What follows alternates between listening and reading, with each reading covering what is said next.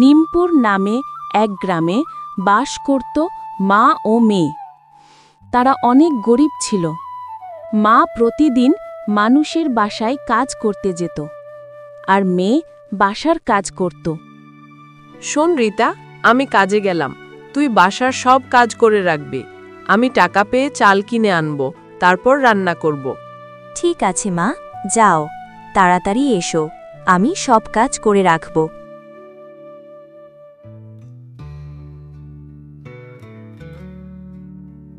রিতা, আমি এসেছি। অনেক ক্লান্ত হয়ে গেছি, চল এবার রান্নাটা বসা, অনেক বেলা হয়ে গেছে।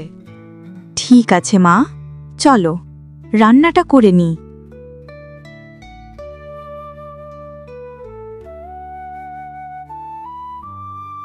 কি করছো কি বলো তো তোমরা মন্ত্রী?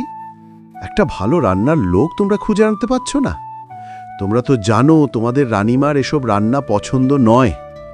এই রাজ্যে কি কোনো মেয়েই রান্না জানে না? আমি কিছু শুনতে চাই না, আমাকে একটা ভালো রান্নার লোক এনে দাও। এখনই পুরো রাজ্যে খবর ছড়িয়ে দাও, যে নিজের রান্না খাইয়ে রানীমাকে খুশি করতে পারবে তাকে অনেক বড় পুরস্কার দেওয়া হবে, এবং সারা জীবনের জন্য রানীমার রান্নার লোক হিসেবে কাজ দেওয়া হবে। ঠিক আছে রাজামশাই। শুনেছিস রিতা, রাজমহল থেকে খবর এসেছে রানীমার জন্য নাকি রান্নার লোক লাগবে।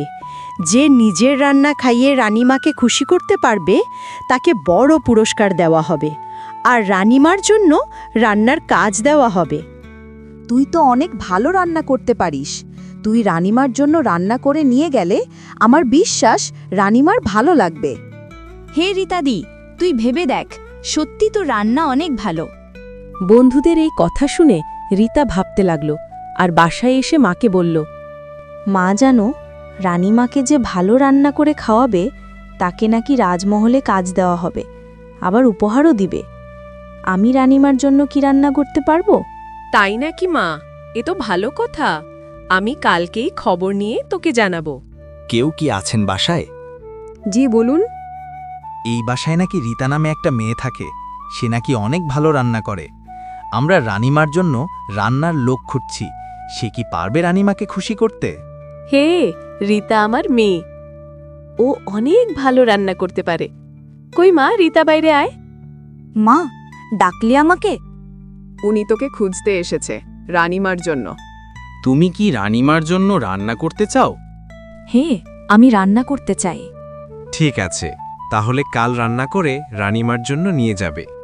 পরের দিন সকালে ভালো করে গুছিয়ে সব রান্না করে নিল রিতা, তারপর রানীমার জন্য নিয়ে গেল।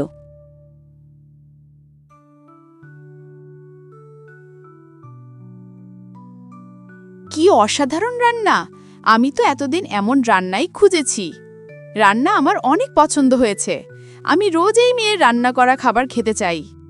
রানীর কথা শুনে রিতা খুশি হয়ে গেল। রিতা রাজপ্রাসাদের রান্নার কাজের সুযোগ পেল।